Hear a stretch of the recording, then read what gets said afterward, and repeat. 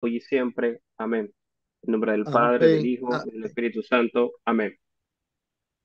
Así mismo es. Bueno, listo. Toda tuya la sala de conferencia, Álvaro. Vale, perfecto. Aquí me estoy notando que hay una nueva configuración que no sé si aquí, perfecto. Ahora sí me permite, digamos que el panel de video es para poder verlos acá y también el chat para que podamos ir comunicando. Bueno, me presento rápidamente para quienes no me conocen. Mi nombre es Álvaro. Formo parte de un grupo hermano a la Academia de Apologética, que es el grupo Sempre Gaudens.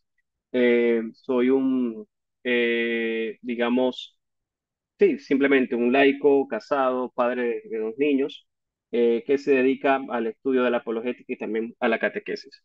Hoy venimos con un tema bastante interesante, que es hablar sobre la democracia y el cristianismo. Para, digamos, sea más fácil para ustedes enfocarse en el tema, yo voy a apagar mi cámara para que ustedes puedan, digamos, concentrarse en lo que estamos presentando. Muy bien, empezamos a hablar de democracia y cristianismo, pero para ello debiésemos poder entrar en un primer punto que tiene que ver con los objetivos que queremos tocar el día de hoy. Estos objetivos son importantes porque de alguna manera lo que nosotros queremos ver es qué quisiera yo que ustedes se llevaran de este espacio. Primero, explicar cómo el cristianismo y la democracia de alguna forma pueden complementarse, mostrar los principios de la doctrina social de la Iglesia relacionados con la democracia y obviamente fomentar una reflexión sobre la participación cristiana en la vida política. Muchos países que quizás hoy tenemos la gracia de contar con participantes originarios de estos países en Latinoamérica, pues hemos abrazado el modelo democrático. Esta es la primera reflexión que les quiero dejar.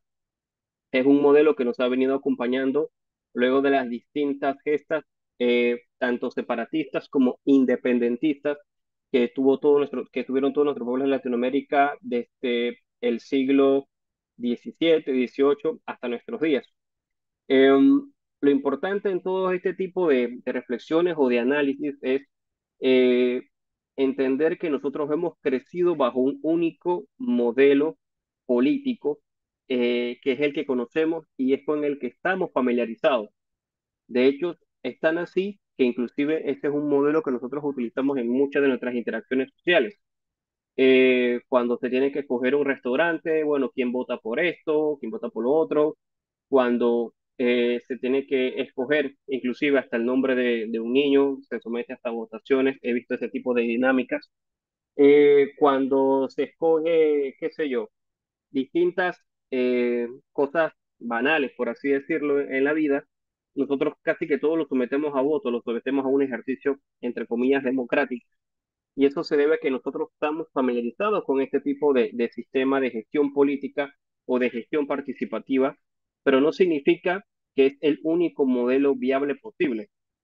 Claro, si tú tuvieses la capacidad de poderte entrevistar con un ciudadano romano del siglo primero o segundo después de Cristo, pues si tú le hablas de democracia, él te va a decir que eso es un sueño de opio, que realmente eso no tiene ninguna posibilidad, porque lo que él conoce como forma de gobierno, pues digamos, el triunvirato o la dictadura vista desde el punto de vista del emperador romano o de la forma de gobernanza detrás del Senado, por ejemplo.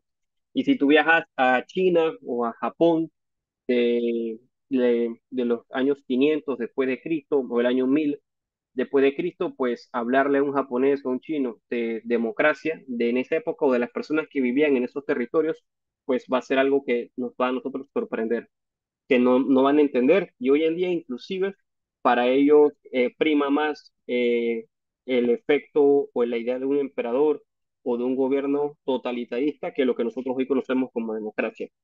La primera reflexión que quiero hacer con ustedes acá es qué entendemos nosotros por democracia. Porque ¿qué pasa? Si yo le pregunto a ustedes qué es la democracia, ustedes me pueden hablar de características de la democracia, como el voto, como el Estado, como qué sé yo, la justicia, pero realmente la democracia tiene una definición que es bastante interesante y esto es lo primero que queremos revisar acá. La democracia es un sistema. La democracia no es algo que usted puede construir de manera unilateral, es decir, ese tema de que hay un organismo gestor de la democracia no es del todo cierto, porque la democracia ser un sistema es la suma de muchas partes que se fueron armando durante el desarrollo de este tipo de gobierno para poderle dar esa forma que hoy nosotros conocemos. Y es un sistema de gobierno en el que la principal característica de este sistema es que el poder reside en el pueblo. Es decir, que el demo, que es lo que quiere decir democracia, de hecho, eso usted puede ver esa raíz en el griego, también en demografía, el estudio del demos, del pueblo. Entonces quiere decir que la democracia es la principal o el principal fuente de poder de decisión está en el pueblo.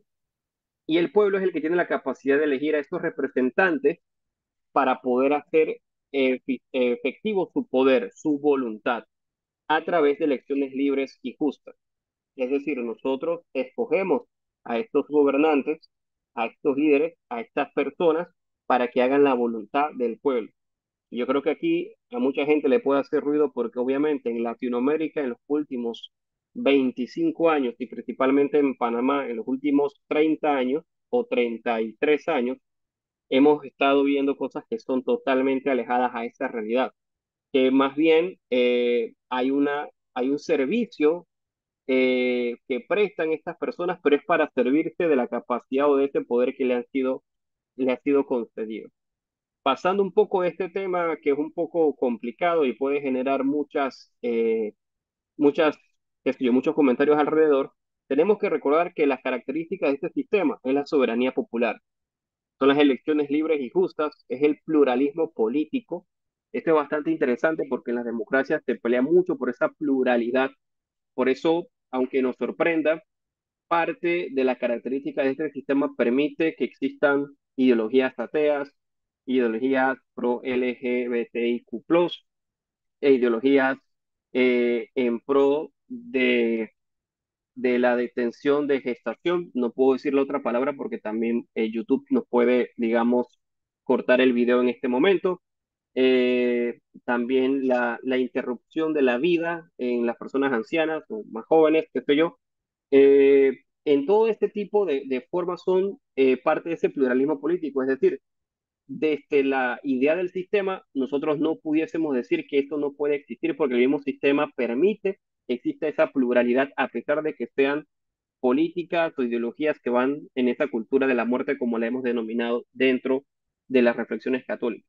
También garantiza un Estado de Derecho y promueve una protección de los derechos humanos. Entonces, visto desde esa línea, con las características que les acabo de nombrar, la democracia entonces es un sistema que ha tomado mucha popularidad en los últimos 100, 200 años, que ha sido un sistema que también se ha puesto a prueba. Y esto es bastante importante, es un sistema bastante nuevo realmente. Si nosotros comparamos la historia de otros sistemas de organización territorial o de gestión de soberanía, me refiero, por ejemplo, al imperialismo, a la monarquía, al feudalismo, son sistemas que fueron poblados inclusive hasta probados, perdón, por miles de años.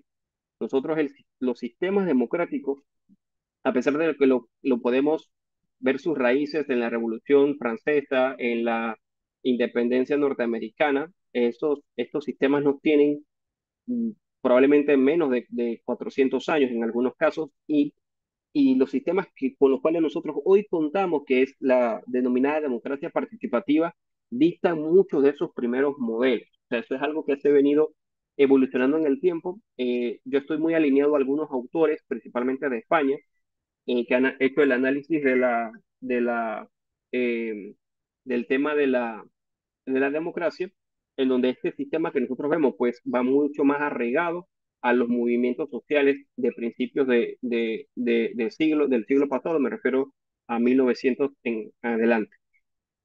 Entonces, si nosotros queremos contrarrestar que el ejercicio de hoy, bueno, hablemos de democracia, hablemos de cristianismo, pero no vamos a hablar del catolicismo en este momento, sino que yo quiero hacer una reflexión muy punto y aparte.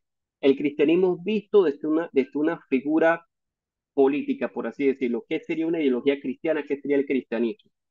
Si lo definimos de esa forma, el cristianismo basado en las enseñanzas de Jesús de Nazaret, promueve una serie de principios fundamentales que han influido en la ética y en la moral de las sociedades, de todas las sociedades a lo largo de la historia. Entonces, los principios los podemos resumir en cuatro: amor al prójimo, justicia, paz y dignidad humana. De hecho, curiosamente, hay un movimiento en España, que es de donde, digamos, hay una literatura muy interesante, que se autodenominan ateos católicos. Y procedo a explicarme porque pareciera que fuera una contradicción. Estos ateos católicos que se denominan a sí mismos de esa forma son personas que no creen en, en Dios ni en la iglesia, pero comparten estos principios, digamos, del cristianismo, del catolicismo. Yo soy un ateo, pero yo considero que una sociedad cristiana o fundamentada en estos principios cristianos es lo que mejor le conviene al individuo. Y fíjense que esta contradicción o esta contradicción ideológica eh, se va arraigando poco a poco. De hecho, inclusive dentro de la iglesia nosotros podemos encontrar personas que viven la catolicidad o el cristianismo desde una perspectiva cultural, no espiritual. Cuando me refiero a cultura es, yo estoy muy de acuerdo con que se celebre la Semana Santa, con que los domingos las personas se congreguen, con que la gente rece, pero no me parece que eso apalanque mi salvación, inclusive pongo en duda la existencia de la vida eterna o la existencia del infierno.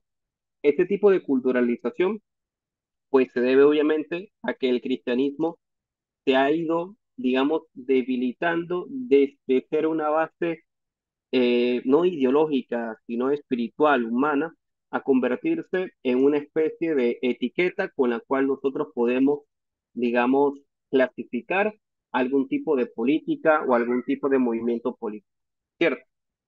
Entonces, ¿esto dónde nos lleva? A reflexionar que inclusive hoy en día el cristianismo las personas lo pueden llegar a ver o lo podemos llegar a ver como una especie de espacio o de gaveta dentro de mi existencia humana. ¿A dónde voy con esto? Puede ser que usted tenga un gavetero en su casa donde guarda algunas cositas y usted tiene una cajita donde dice, bueno, aquí pongo mi fe, ahí la guardo, pero esta fe nada tiene que ver con mi otra cajetita que se llama familia, con mi otra cajetita que se llama trabajo, con mi otra cajetita que se llama deporte, con mi otra cajetita que se llame vida sexual, qué sé yo. Entonces, usted maneja todas sus cajetitas por separado, todas sus gavetitas por separado. Y realmente un cristiano no funciona de esta manera, lo ve o lo vive todo de manera integral. La fe forma parte de su vida, la fe es el ambiente donde él se mueve y haciendo que toda su vida vaya girando en torno a esa fe, en torno a este amor a Cristo. Entonces es la primera pregunta que les quiero hacer a ustedes. Hoy la fe incide en los análisis políticos que ustedes hacen. Hoy la fe realmente gobierna, o la fe o el amor que ustedes le tienen a Dios, a la iglesia, a la fe cristiana católica los mueve en esos análisis o reflexiones que ustedes tengan. Esa pregunta, si quieren, al final la podemos seguir revisando. Por otro lado, ¿qué viene siendo el catolicismo? Pues es nuestra religión, es la religión profesada por la iglesia que Cristo fundó y tiene elementos claves como la autoridad papal. El Papa, como sucesor de San Pedro, tiene una autoridad suprema en la iglesia católica. Los sacramentos, tenemos 7 sacramentos. Doctrina y tradición, la enseñanza católica se basa tanto en la Biblia como en la tradición apostólica, con una rica historia de pensamiento teológico y doctrinal. Y aquí hay la primera, digamos, el primer choque entre catolicismo y el mal llamado movimiento cristiano o cristianismo. ¿Por qué? Porque el catolicismo entiende como autoridad central al Papa, es decir, existe una jerarquía. Y el cristianismo, aquel que se amolda a los modelos democráticos, digamos que pierde este aspecto jerárquico, es decir, no, si el Papa, por ejemplo, se expresó sobre lo rígido o lo estricto que debiesen ser los obispos en Italia referente a la preferencia sexual de las personas o los hombres que aspiran a ser sacerdotes, bueno, yo me distancio porque yo soy más de Cristo que del Papa. Eso no tiene nada que ver con nosotros. Nosotros, donde está el Papa, como lo dijeron los padres de la iglesia, donde está el obispo, ahí está la iglesia, donde está el Papa, está la iglesia católica. Y como también dice San José María Escrivá de Balaguer, del Papa nosotros los católicos no hablamos mal. Nosotros no decimos nada en contra del Papa. Al contrario, oramos por él, aceptamos sus enseñanzas y le apoyamos. Del Papa mal no se habla, es hablar mal, como él decía en, en una reflexión que hubo sobre la niñez y los abuelos en Italia, este fin de semana que pasó. El Papa se presenta a nosotros y dice que le gusta mucho esta idea de ser como nuestro abuelo. Yo no me atrevería a hablar mal de ninguno de mis dos abuelos. De esta misma forma, nosotros como católicos, pues representamos al Papa y respetamos al Papa porque nosotros entendemos que hay una autoridad, hay una jerarquía, como también en nuestros hogares hay una jerarquía. Nosotros en la casa no hacemos ningún tipo de votación para ver qué se come hoy o a qué hora se van a acostar los niños, ni nada por el estilo. Esto no entra dentro de una dinámica familiar jerárquica. Por eso es que la democracia choca tanto con esta idea de jerarquía, tanto a nivel, digamos, eclesial como a nivel familiar. Yo quería hacer una pequeña acotación acá sobre la persona de nuestro Señor Jesucristo. Jesús es presentado en el cristianismo y en el catolicismo como el modelo perfecto de liderazgo servicial y compasivo. Esta característica de este liderazgo, me disculpan aquí por la falta ortográfica, tiene que ver mucho con el servicio y la humildad, la compasión y la empatía, la justicia y la verdad. Sin embargo, Jesús no se presentó dentro del Evangelio como un actor político, aunque sí interpeló la política de su momento. La política que estaba hasta cierto punto dirigida por las distintas sectas que existían en ese momento, la de los fariseos, la de los saduceos y los propios celotes. Entonces Jesús, dentro del Evangelio, los temas políticos lo aborda no distanciándose, pero sí aclarando las grandes diferencias entre lo que es del César y lo que es de Dios. Lo que viene a ser del César es la administración pública que debe existir y que sobre la cual nosotros operamos también. Y lo que es de Dios es toda esta, digamos, estructura espiritual y religiosa que nosotros como católicos vivimos y que le tenemos que dar también una fuerte importancia. Es muy triste ver cómo en las elecciones pasadas en Panamá muchos católicos hicieron un llamado muy fuerte a que había que ir a votar, a cuidar el voto, a que teníamos que estar pendientes de las urnas, que no se las llevaran, pero esa misma efervescencia no existe para llamar todos los domingos a ir a misa o a rezar el rosario o a irse a confesar o a estar apoyando a la iglesia en las distintas actividades. Entonces, aquí hay que tener cuidado. Nosotros no podemos ser ajenos a la política, al entorno que tenemos, pero también tenemos que saber ver la política como una herramienta de gestión, como una herramienta de administración terrenal, pero que no puede ser el ídolo que va a reemplazar nuestra adoración y devoción con nuestro Señor Jesucristo. Pero cuando nosotros como católicos hablamos de política, ¿cuál sería nuestro marco? Es decir, ¿cuál sería esta manera en la cual la Iglesia nos ha ayudado a nosotros a poder entender la política? Eh, Hay que profundizar en algo que se llama doctrina social de la Iglesia. Hay un documento que se entregó luego del Yucat, que se llama el Ducat. Es un documento bastante interesante que nos habla sobre cómo nosotros como católicos, o son las guías que nos ha entregado la Iglesia, para que como católicos nosotros podamos abordar los distintos, las distintas realidades sociales, económicas, culturales que podemos estar viviendo dentro de nuestras parroquias y demás. Entonces, la doctrina social viene a ser esto, es un conjunto de enseñanzas y principios que han sido desarrollados por la Iglesia Católica para orientar la vida social, la vida económica y política de los fieles y de la sociedad en su conjunto. Y estos principios son cuatro. Fíjense que son muy distintos a los principios vistos en el momento en que hablamos sobre el cristianismo. Habla de la dignidad de la persona humana, por supuesto, se habla del bien común, se habla de la solidaridad y un término que a mí me llamó mucho la atención cuando estaba preparando este tema, que de hecho lo había leído anteriormente y me dejó muy, muy intrigado, que es el término de la subsidiariedad, que es una palabrita sumamente interesante y se refiere a que los problemas, o por ponerlos de una forma, los problemas de tu casa, lo que usted esté pasando en su casa, digamos, por ejemplo, que usted tenga un problema con el techo, un problema con la televisión, lo tiene que solucionar usted. Usted es el responsable y nadie debiese intervenir desfavorable o favorablemente a resolver ese problema para que usted tenga ese nivel de autonomía. Entonces, este tema de la subsidiariedad es el que nosotros vemos en las capillas. En las capillas, las comunidades se encargan del mantenimiento de las capillas, las comunidades se encargan del mantenimiento de la parroquia, la comunidad diocesana se encarga del mantenimiento de la diócesis. Entonces, ese modelo de subsidiariedad también es muy importante dentro del esquema político, porque es una forma de poder decir que los corregimientos, en el caso de Panamá me refiero, que es nuestra división política más pequeña, en el caso de los corregimientos, los corregimientos se encargan de gestionar sus necesidades, las alcaldías de las suyas, los diputados no debiesen intervenir en el tema de los corregimientos o provincias, porque existe este concepto de subsidiariedad que permite una amplitud en el desarrollo social. Y un término muy importante es el de la justicia social. Si bien es cierto, Milei se expuso hace 15 días en un congreso en España sobre Vox, un partido político de España, donde ellos hablan en contra de la justicia social y ciertamente el liberalismo sigue hablando en contra de la justicia social. Entendamos que la justicia social, como lo predica la doctrina social de la Iglesia, no es lo mismo que la justicia social que utilizan algunos partidos políticos como bandera de apalancamiento en sus campañas políticas.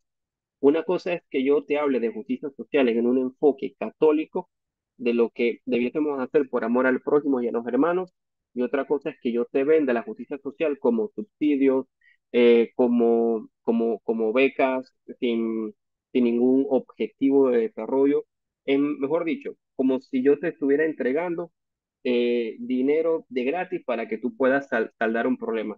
Eso es muy diferente, esos conceptos de justicia social. Esta aclaración es muy importante hacerlo. ¿Por qué? Porque, por ejemplo, avanzando acá en la presentación, estas enseñanzas de la doctrina social de la Iglesia se articulan en numerosos documentos papales y conciliares, que incluyen encíclicas, cartas apostólicas y exhortaciones. Y algunos documentos importantes son, miren, aquí vamos a hablar de la Rerum Novarum. ¿Qué es la Rerum Novarum? Pues la Rerum Novarum fue una encíclica de León XIII que se tiró en pleno auge de la industrialización y cuestión social. En este momento de la industrialización, habían plantas industriales por doquier generando una cantidad de productos en donde trabajaban niños, padres, mujeres y demás, y fue una sobreexplotación del recurso humano. Esta revolución industrial que sí es cierto que transformó las economías y las sociedades tanto en Europa como en América del Norte y que tenían esta explotación laboral, estas condiciones de trabajo insalubres, y que había una falta de derechos laborales, especialmente entre obreros industriales y los movimientos obreros, y el socialismo se fue, digamos que impregnando. Entonces, justamente lo que hizo Rerum Novarum fue hablar de esto y abordó la cuestión social y de derechos de los trabajadores mucho antes de la caída del imperio ruso por la revolución bolchevique. Fíjense ustedes que estos son los ejemplos que quiero traerles. El análisis político de la Iglesia Católica siempre ha sido oportuno.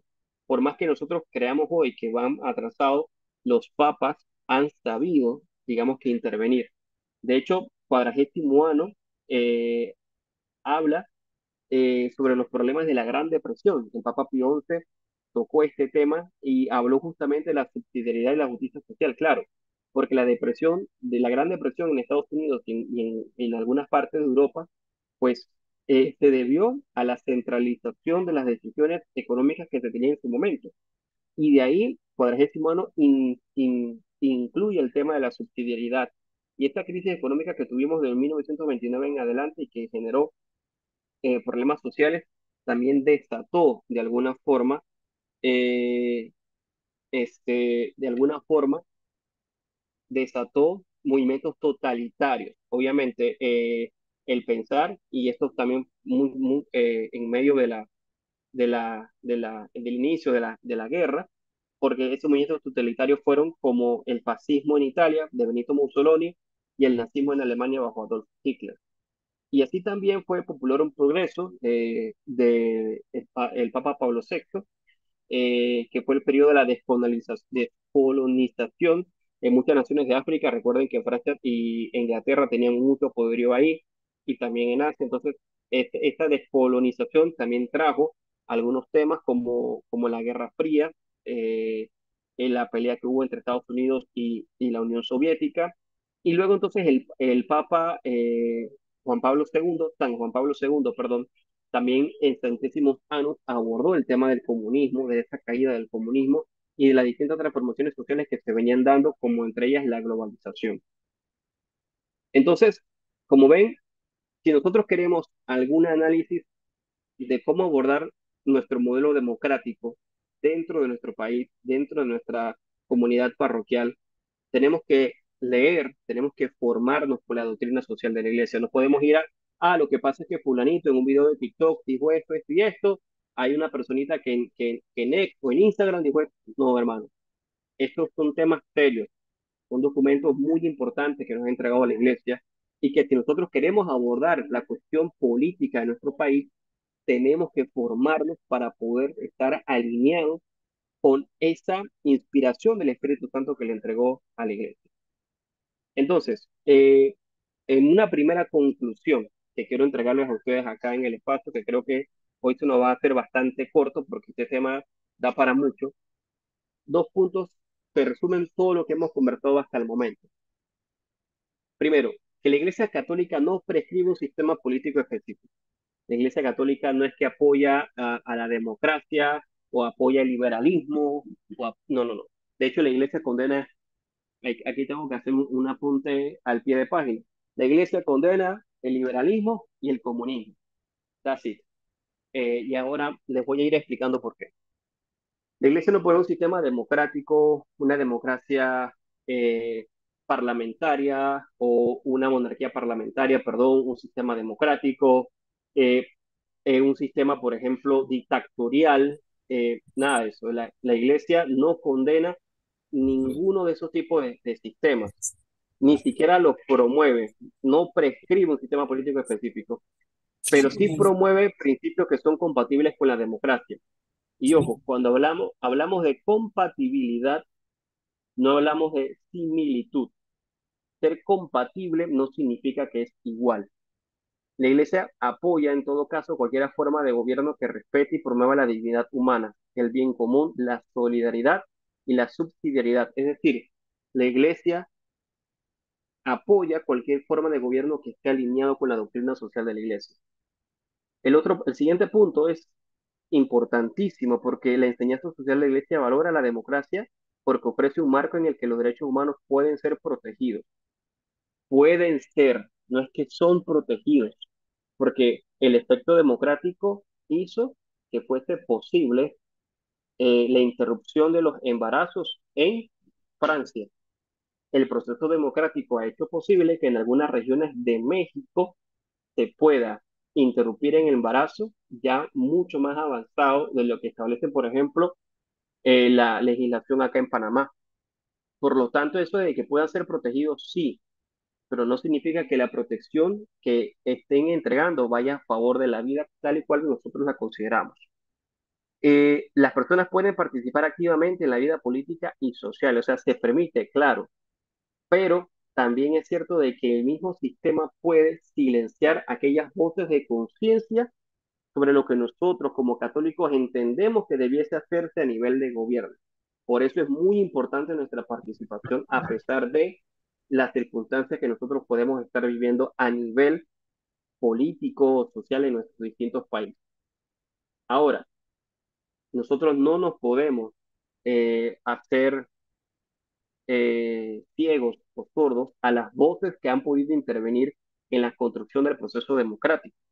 Porque si bien es cierto, la democracia no solamente se fue construyendo por pensamientos ajenos a la iglesia, hubo una contribución tremenda por parte de San Agustín, donde San Agustín reflexiona sobre la naturaleza del hombre, la justicia si leemos, por ejemplo, La ciudad de Dios, ya ahí nosotros vamos a estar entendiendo un poquito todo ese aporte que hizo San Agustín a, al pensamiento en el medievo que ayudó a establecer o a constituir, digamos, las bases de lo que hoy nosotros conocemos como la democracia. Tanto Tomás, por otro lado, también desarrolló esta idea de la dignidad humana basada en la creencia de que todos los seres humanos son creados a imagen y semejanza de Dios. Estas ideas, pues, intervienen en ese desarrollo político o ese desarrollo primero filosófico, después político o filósofo político en lo que respecta a lo que hoy nosotros conocemos como democracia. Aquí, en este siguiente apartado, entendiendo esta contribución de la Iglesia, pues también tenemos que entender cómo a pesar de la Iglesia y de sus esfuerzos por querer contribuir a una sana concepción del desarrollo social del ser humano, ahí nosotros podemos ver que hay tres momentos importantes que yo lo he titulado como el momento en el cual se hace una expropiación de los valores cristianos. Primero, la Reforma Protestante. La Reforma Protestante promueve la idea de responsabilidad individual y la importancia de la conciencia personal. El individuo por encima de la sociedad, el yo por encima del nosotros. ¿Y eso cómo se traduce? Y este ejercicio lo hicimos con mi sacerdote, con mi guía espiritual, el padre, que lo conocemos acá, el padre Gemita, José María Rodríguez, un sacerdote de acá de Panamá. En otras palabras, la reforma protestante, en esa expropiación de los valores cristianos, es decir, primero, mira, nosotros no necesitamos a la iglesia. Vamos a pensar en todo el desarrollo social y filosófico sin la iglesia católica. De ahí nacen las primeras ideas políticas que excluyen a la Iglesia Católica y que se abren a todo lo que nosotros conocemos, el luteranismo, también lo que hizo Enrique VIII en Inglaterra. Todas estas semillas que se esparcieron por parte del maligno fue justamente este primer apunte. Reforma protestante, vámonos entonces sin iglesia, crear una sociedad sin iglesia. Luego la Ilustración y la Revolución Americana, que en el caso, por ejemplo, de Francia, que en la escuela nos hablan de cuál es el lema de la Revolución Francesa. Ah, bueno, es igualdad, fraternidad, y se me fue se me fue el otro, libertad, igualdad y fraternidad, o muerte. Siempre nos falta este cuarto, la declaración de la muerte si no abrazabas esos ideales de la Revolución Francesa y también que se llevaron a la Revolución Americana por medio de la Ilustración. Entonces, con el nacimiento también en esta gestión de ese movimiento eh, agnóstico, pues ya nos hablan, mira, vamos a crear una sociedad ya sin iglesia, pero también sin Cristo.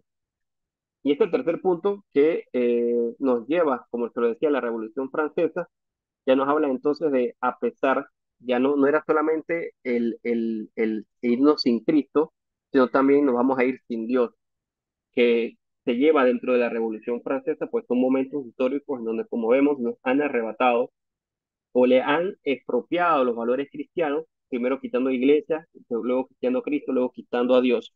Pero y ahora lo que nosotros estamos viviendo es, están quitando al hombre. La idea del hombre, al hablar de lo transexual, al hablar de políticas de género, al hablar de igualdad, al hablar de esa paridad de género en todas las circunstancias, pues están eliminando el hombre. La definición del hombre, y cuando me refiero al hombre, hombre y mujer, pues la están eliminando de la idea política, permitiendo que esto vaya evolucionando a muchas otras realidades no tan agradables. Entonces, ¿qué quiero decir con esto? Cuando hablo de la expropiación de los valores cristianos, hablo de que el desarrollo social que hemos estado observando en los últimos 400 o 500 años han ido haciendo querer hacer ver a las personas que la Iglesia Católica es una iglesia atrasada en estos temas, pero por el contrario se mantiene mucho más vigente que nunca han expropiado estos valores cristianos para querer convencernos a nosotros de que las propuestas liberales, inclusive hasta comunistas, inclusive hasta el capitalismo como tal, pues son las propuestas más adecuadas, porque de alguna forma tienen que ver con las enseñanzas de Cristo. Y ya les he demostrado que para que estén alineados a la enseñanza de Cristo, deben estar alineados a lo que nosotros conocemos como la doctrina social de la Iglesia. Que la doctrina social de la Iglesia no es socialismo, no es comunismo. La doctrina social de la Iglesia es eso, es una doctrina sobre cómo se deben gestar las sociedades que viven y son parte de la iglesia o interactúan con la iglesia. Esto es importantísimo porque si leemos lo que para Marx es comunismo o es el socialismo, pues dista tremendamente de la doctrina social de la iglesia, principalmente porque para Marx Dios no existe dentro de una concepción material del mundo.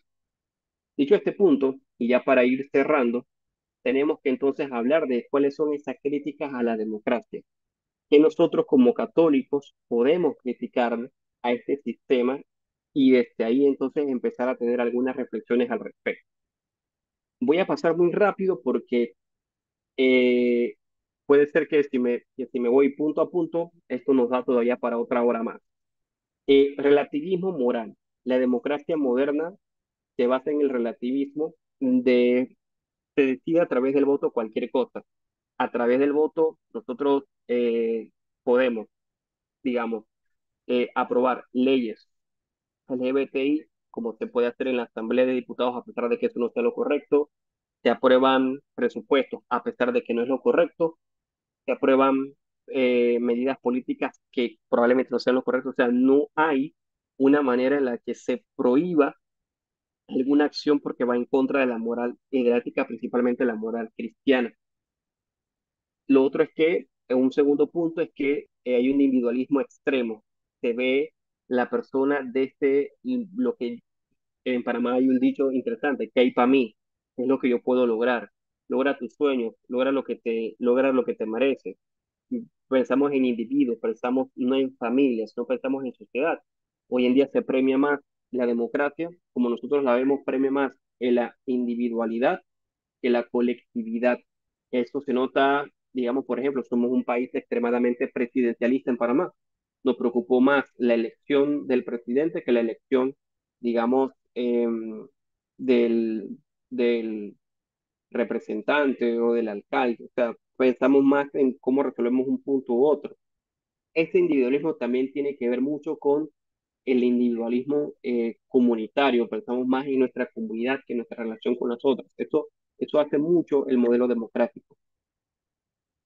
El laicismo y la exclusión de la religión. Esta democracia también los sistemas democráticos han permitido muchos disparates como ocurren en Canadá, como ocurren en Inglaterra, donde una persona no puede orar frente a una clínica de interrupción de embarazos porque definitivamente te pueden meter preso. Lo, lo, lo, lo ilógico de todo esto es que esa expresión religiosa, la más censurada, es la cristiana. Las otras expresiones religiosas no son tan censuradas como lo es la cristiana, inclusive como lo es la católica. El cuarto punto, la corrupción y el poder. Demasiada corrupción en los sistemas democráticos. Eh, para hacer el mejor sistema posible, es el sistema que más situaciones de corrupción ha permitido, porque obviamente nosotros le cedemos todo el poder de administración a cada uno de esos representantes. O el consumismo y el materialismo. Este sistema promueve el consumo, promueve, porque obviamente es un sistema que se acopla al modelo capitalista de, digamos, de generación de riqueza que promueve ese consumo como agente o como motor que transforma o moviliza la riqueza. El sexto punto es la exclusión y la marginación. Nosotros hoy nos estamos convirtiendo en una minoría, estamos convirtiendo en esta minoría creyente que de alguna forma es excluida. Lo que estamos nosotros discutiendo hoy, que tiene que ver con la reflexión en torno a qué tan eficiente es la democracia, pues si usted tiene esta conversación abierta con otras personas que probablemente no compartan su fe o son católicos que no están convencidos de su fe, pues se van a dar cuenta de que se van a ver incluidos porque van a decir que no, ¿cómo es posible que nosotros cuestionemos el sistema democrático?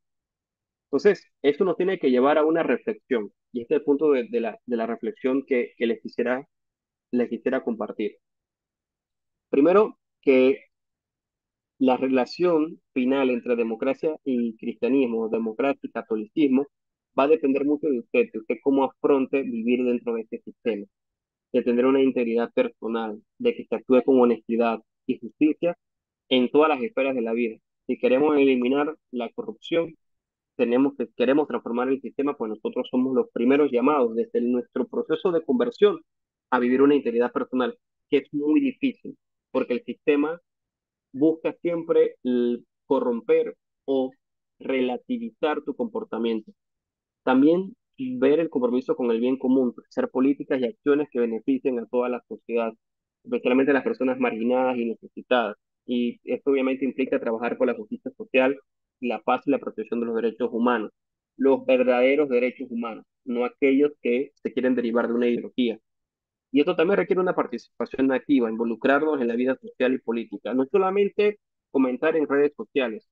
Y aquí me quedé corto, no solamente a través del voto, sino también a través de este tipo de espacios que nos ayudan a hacer un pequeño stop y reflexionar sobre aquello que estamos viviendo. Eh, También obviamente la importancia de la formación y la participación, esto que estamos viviendo. Ojalá y en otra ocasión tenga la oportunidad para que nos concentremos a hablar sobre solamente doctrina social de la Iglesia, que es muy interesante. Tenemos que tener también una buena educación física, cívica, entender cómo funciona nuestra constitución, cómo funcionan nuestros procesos políticos, cómo podemos incidir en ellos. También trabajar en redes y comunidades de apoyo, formar y participar de estos espacios es vital para que nosotros podamos transformar los procesos democráticos de nuestro país y también con nuestro testimonio y evangelización. Vivir y comunicar los valores cristianos es importante dentro de la esfera pública como parte de nuestro testimonio. Entonces, esto era principalmente lo que les quería compartir. Yo creo que ya podemos ir haciendo un espacio de preguntas. No sé si tienen alguna duda o alguna inquietud. Oscar, Sí, si sí, fui muy sí. No, rápido. yo por lo menos sí. Hay un par de cositas que me llaman mucho la atención. No sé si entendí bien, no sé si entendí bien, pero, ok, nosotros, el medio católico, nosotros tenemos una una institución. ¿Por qué? Porque tenemos jerarcas desde al principio, iglesia primitiva con los apóstoles.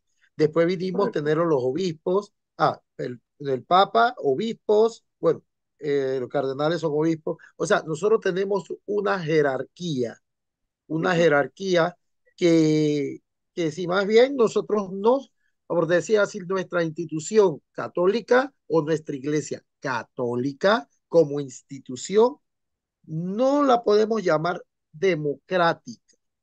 no, ujú. Creo que es así, creo que es Sí, así. correcto.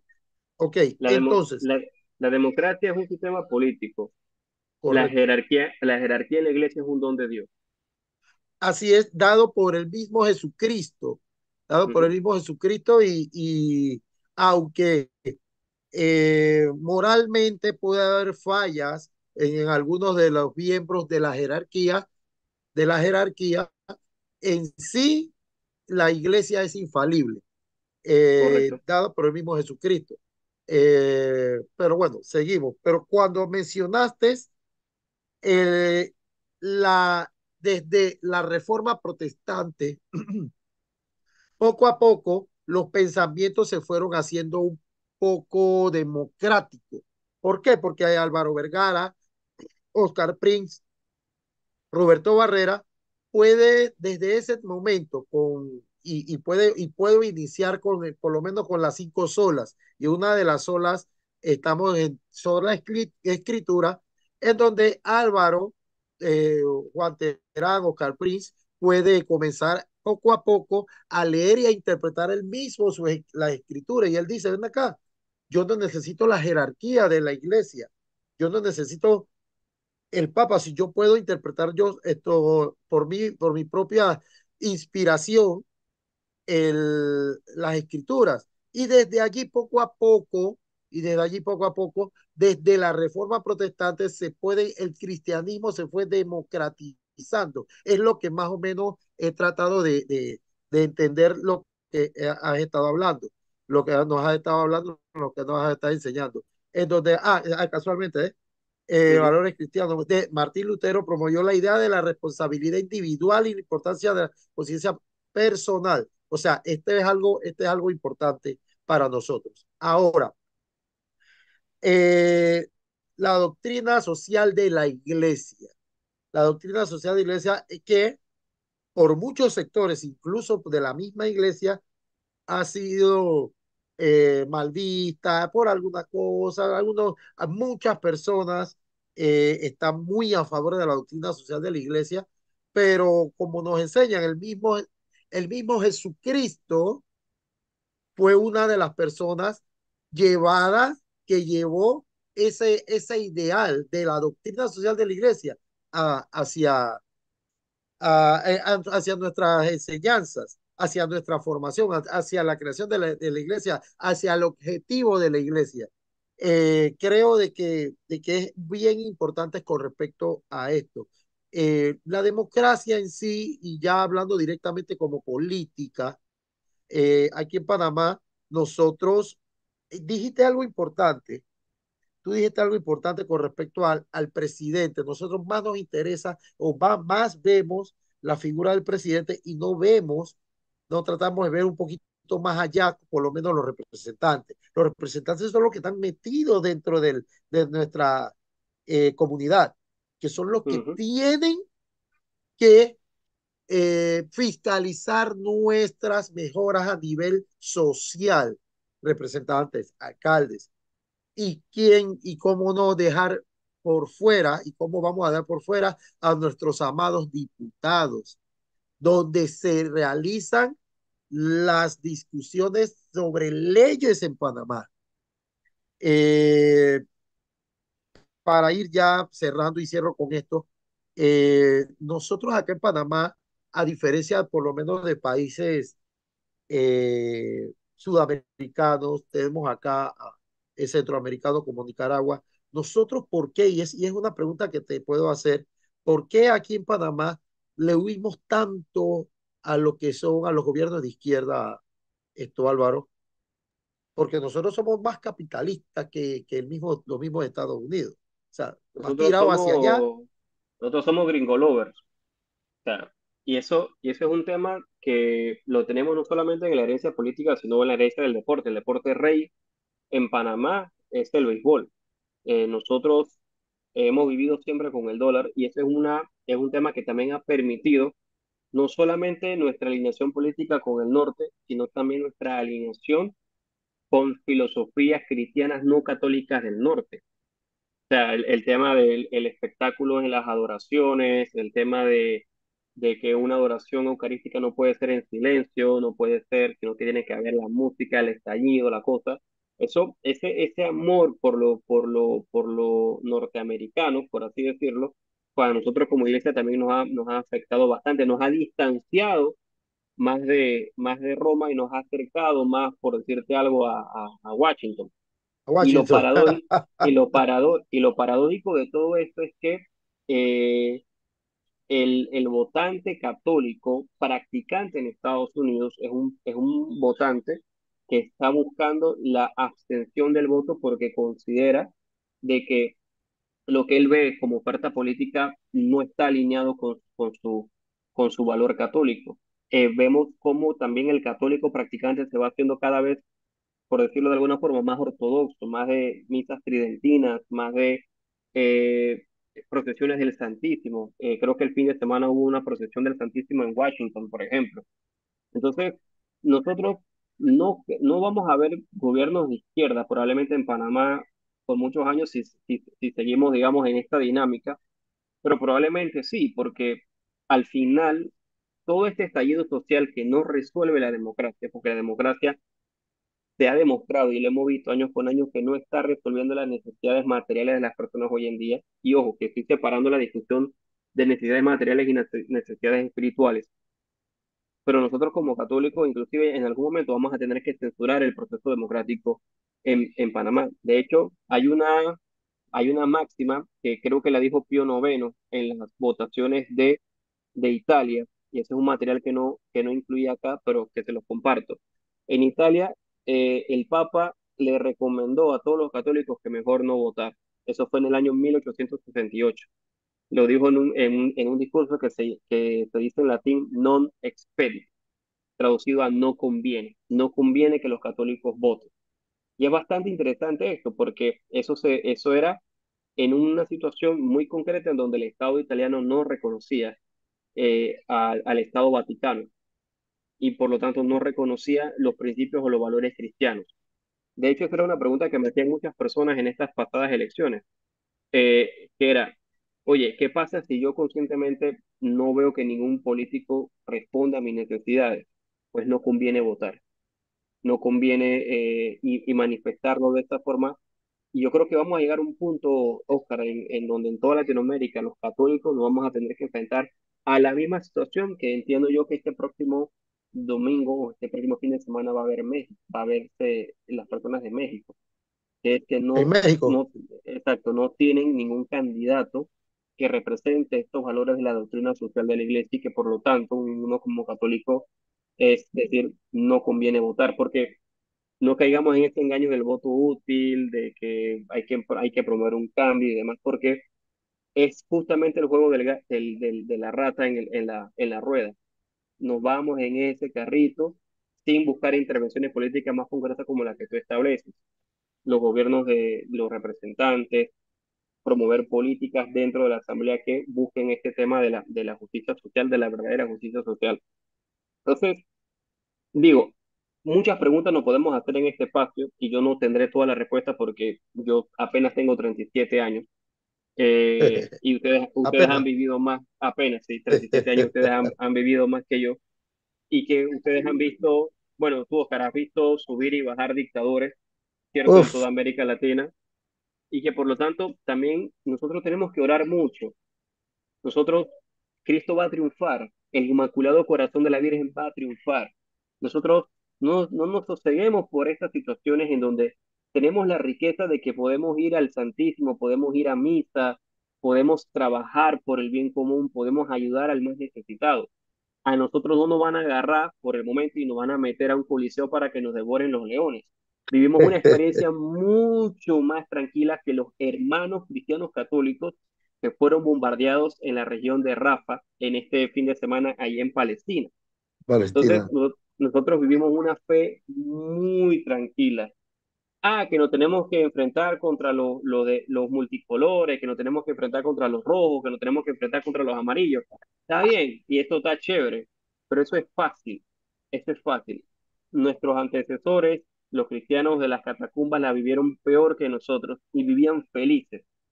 Entonces, cuando el Señor nos dice, dichosos los que lloran porque serán consolados, dichosos los hambrientos porque serán saciados, dichosos los que tengan sed, hambre y sed de justicia porque serán saciados, pues sintámonos bien si tenemos hambre y sed, porque el Señor nos va a saciar. Pero entendamos que la democracia es un modelo humano y como tal es un modelo imperfecto y que tenemos que incidir en él y trabajar para poderlo mejorar, pero que al final nuestra vida no va a terminar aquí, tiene que ir a la eternidad.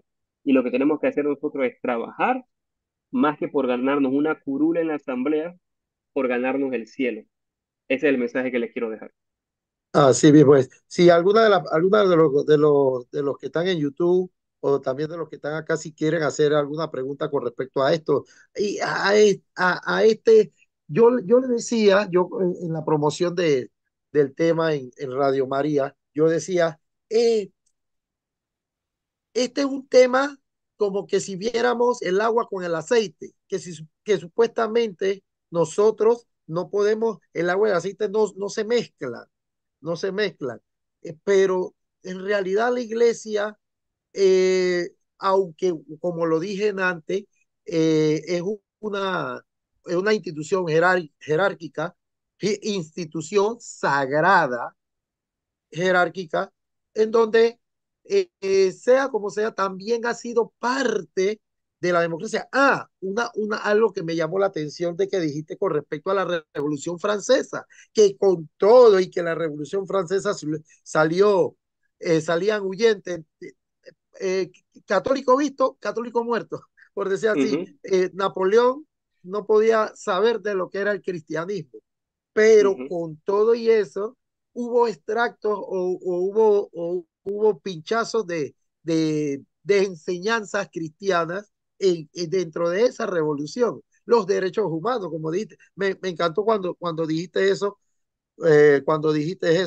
todo lo que abarca los derechos humanos, parte también de, de, de, de la justicia social de la iglesia, de Ujú. todo esto de lo que abarca, lo que enseña la misma iglesia.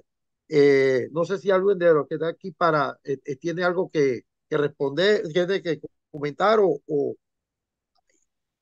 también los de YouTube. Bueno, Ana Díaz, hola, hola Ana, ¿cómo estás desde YouTube? Espero esté bien. Dice excelente, excelente exposición de Ana desde acá, desde YouTube. Gracias, Ana, gracias, gracias. Ana Lixi, ¿cómo estás? Hola, buenas. Felicidades al expositor. Eh, Acá con la gente de YouTube nos están mandando saludos. Juanito, ¿qué querías decir? Hermano, ¿tú me Sí, escuchas? Porque veo el Zoom medio.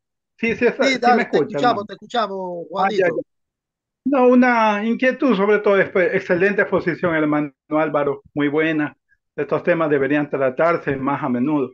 Hay una inquietud, hay partidos políticos que tienen el nombre de cristiano. A mí eso nunca me ha parecido, por lo menos Ujú, aquí en Ecuador donde vivo, ¿no? ujú. ¿Usted qué opina? Ahorita que el hermano decía que es el agua y el aceite, de cristianos no tienen absolutamente nada, ni el membrete. ¿Qué le parece, hermano, esta situación? Bueno, Gracias, hermano.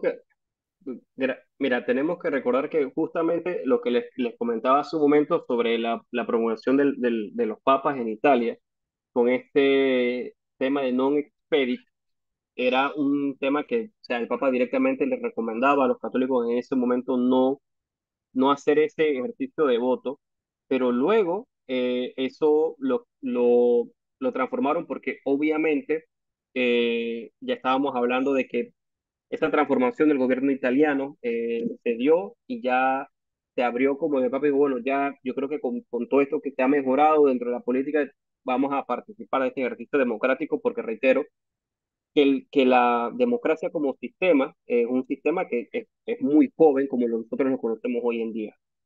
Entonces, este movimiento luego del Concilio Vaticano II, ya entre el Concilio Vaticano II, de hecho, nosotros tenemos santos que han sido canonizados que pertenecieron a movimientos políticos como la Acción Católica. Hoy en día todavía existe la Acción Católica en muchos países como movimiento, algunos consolidados como partidos, pero no está mal que nosotros como católicos, queriendo entrar al sistema democrático, organicemos un partido católico, organice un partido cristiano. El problema está en que, por ejemplo, un partido cristiano, como se los comentaba hace un momento, no es lo mismo que un partido católico. Un partido cristiano es muy, digamos, tenue con respecto a los principios de justicia social, de amor al prójimo, etcétera, etcétera. Pero un partido católico sí va dirigido, digamos, a cuidar los principios de la doctrina social de la iglesia. Entonces, tendríamos que verificar si este movimiento comparte la doctrina social de la iglesia. No está mal que se formen movimientos políticos de esta forma porque, digo, debemos estar abiertos a la pluralidad. El problema es cuando esos partidos caen en el juego de negociar bajo la mesa sus principios y sus ideales. En Panamá existió la democracia cristiana, fue inclusive uno de los partidos que le hizo frente al régimen dictatorial que existía en su momento, que se unió a un movimiento liberal, eso es como un punto interesante, un movimiento liberal, y a un partido nacionalista que existe en Panamá, y entre los tres lograron ganar los comicios electorales del año 1988-89, no recuerdo muy bien. Entonces, luego esa democracia cristiana perdió fuerza, se transformó su nombre a Partido Popular y perdió totalmente, digamos, el enfoque de lo que es la democracia cristiana. De hecho, a nivel político, en todos los países donde existe esta democracia cristiana, pues han perdido la vigencia de esa alineación con lo que respecta a los principios de la doctrina social de la Iglesia. Entonces, Juan, ¿pueden existir partidos? Sí, pueden existir. En España hay un partido socialista que no cuida el socialismo directamente. En Estados Unidos hay partidos demócratas que no cuidan el tema democrático. Entonces, el que lleven el nombre no significa que lo sean. Ojalá, y para poder intervenir en este sistema, aunque hay muchos autores que dicen que debemos eliminar la democracia a autores católicos con mucha trayectoria. Yo creo que todavía en Panamá nosotros, bueno, en algunos países pudiésemos hacer algún tipo de intervención, pero llegar a un punto en que el sistema lo vamos a tener que transformar de la raíz, ya sea desde una concepción de partidista o en acciones concretas desde esta revolución de ideas para poder que los católicos entendamos cuál es el curso político que debe seguir un país. Gracias, hermano. Como laicos no, o sea, podemos participar, nada nos impide, porque somos laicos, Ujú. ¿no? No somos religiosos, sacerdotes, ¿no? Así, No, ya, gracias. los sacerdotes participan del proceso del Así, sufragio electoral, pero digo activamente. exacto, no desde la dirigencia, claro. Ya, gracias, hermano. Excelente. Gracias a ti, Juanito, como siempre, apoyándonos y participando en los temas. Yo sé que estos temas yo sabía que este tema te iba a agradar, Juanito. Yo sé, yo creo que tú y yo estuvimos hablando la vez pasada más o menos de eso.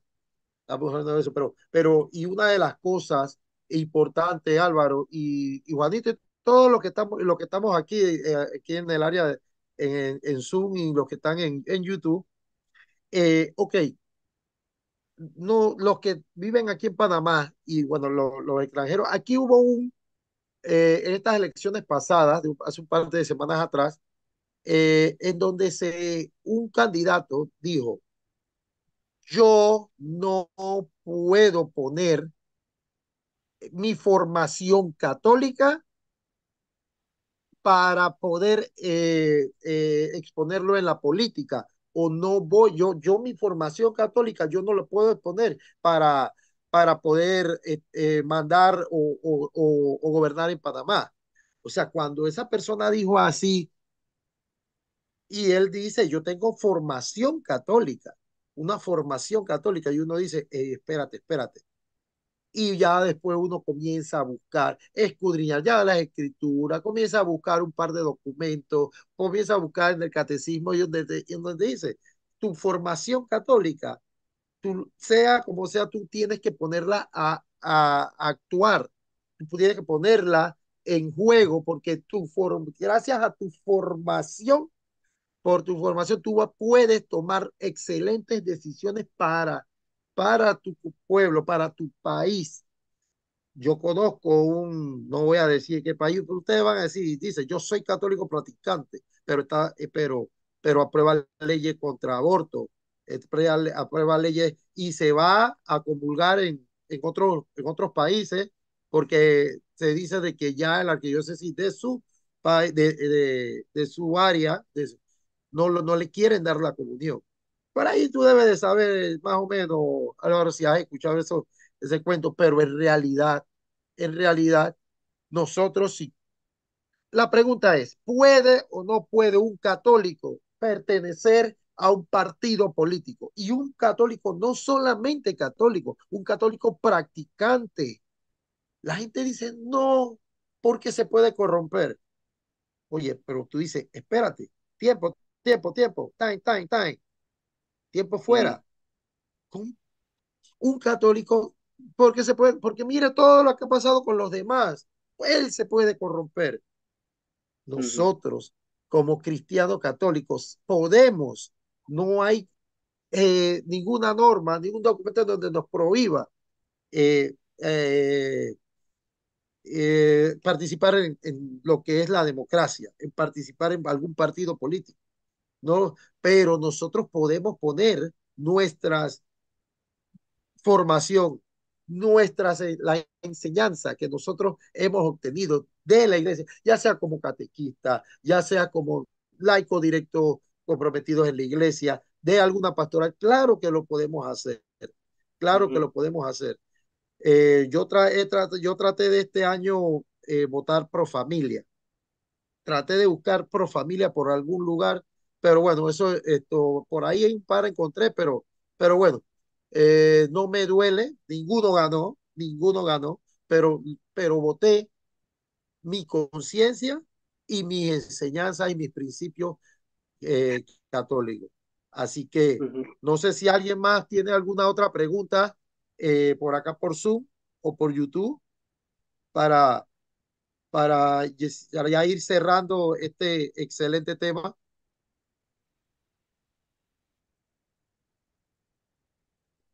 A ver. Álvaro, para si ya vamos concluyendo Sí, yo solamente tu, quería hacer un punto y aparte para invitarles a todos a que participen este fin de semana de la maratón en Panamá. A los que no, no sé si en otros países, pues me imagino que sí, saben que cuentan con una Radio María. Estamos en una maratón mundial en este 2024. Me gustaría que contar con su apoyo, así sea que sintonicen Radio María a través del internet. Pueden inclusive en estos momentos entrar en la página web, solamente tienen que poner Radio María Panamá en el buscador de Google, pinchar en el primer link que te aparece para que entonces ustedes puedan participar. Ahorita solamente llevamos el 14% de nuestra meta. Y también, igual yo voy a generar este PDF y se los voy a compartir también para que vean información sobre Radio María, que este fin de semana pues tenemos esta gran actividad porque Radio María se sostiene gracias a las oraciones y a las donaciones de todas las personas que le escuchan. Es una radio que, como bien dijo Oscar, da los espacios para este tipo de catequesis. No se pierdan el programa de apologética en el que participa Oscar y Roquel dentro de Radio María. Y nada, pedirles a todos sus oraciones, pedirles que oren por mí, por mi esposa, por mi familia, para que podamos seguir sirviendo a la iglesia y sobre todo, pues, por la política en el mundo que está pasando por uno de los momentos más difíciles y delicados, pero recordando y siempre manteniendo la esperanza de que Cristo va a triunfar, pase lo que pase, Él nos anunció y Cristo nunca nos ha defraudado. así mismo es, así mismo es. Bueno, mis hermanos, le damos las gracias, mis hermanos, por habernos acompañado la noche de hoy. Ya ha sido, ya tenemos 1 hora, 14 minutos de estar, ya 1 hora 15 de estar aquí. Creo de que el tema ha sido excelente. Los que no han podido, los que no pueden, lo pueden ver ya en la página de YouTube. Va que eso va a quedar grabado, va posteado. Álvaro, a ti vamos a ver si te damos el tema ya editado, tu tema ya editado Súper, para que lo eh, puedas sacarle chévere. el jugo a ese tema, porque no ese tema es bien interesante. Álvaro, vamos a ver si nos despedimos con la oración que Cristo nos enseñó. ¿Cómo En el no? nombre En del nombre del Padre, del Hijo y del Padre, del Espíritu Hijo y del Santo. Espíritu Amén. Santo. Amén. Padre Padre nuestro que nuestro, estás en el cielo, santificado sea tu nombre. Venga a nosotros tu reino. Hágase tu voluntad en la tierra como en el cielo. Danos hoy nuestro pan de cada día. Perdona nuestras ofensas como también nosotros perdonamos a los que nos ofenden. No nos dejes caer en la tentación y líbranos del mal. Amén. amén. Que te salve Amén. María, llena eres de gracia, el Señor es contigo. Bendita tú eres entre todas las mujeres y bendito es el fruto de tu vientre, Jesús. Santa María, Madre de Dios, ruega por nosotros pecadores, ahora y en la hora de nuestra muerte. Amén. Y que el Amén. Señor nos Amén. bendiga en el Amén. nombre del Padre, del Hijo y del Espíritu Santo. Amén. Amén. Álvaro, por ahí vamos a seguirnos comunicando para lo de Santiago Alarcón aquí en Panamá. ¿Cómo Vamos a hacer no? algo, vamos a hacer algo duro, fuerte de la Chévere. mata. Y vamos Eso. a hacerlo. Dale. Nos vemos, Juanito, Suerte Zuleika, el Alejandro, sábado. Roberto. Suerte el sábado con el Tauro. ¡Ah! Suerte. Vamos a ver, vamos a ver, Dios, Da vamos a suéter, ver, Dios, el suéter, el suéter. vamos a ver, el sábado vamos por la octava, y Epa. vamos a disfrutarlo en la caseta. Eso. Cuida. Hasta luego, hasta luego, hasta luego. Chao, hermano, pues sí. Chao, Ok, Juanito. arrivederci.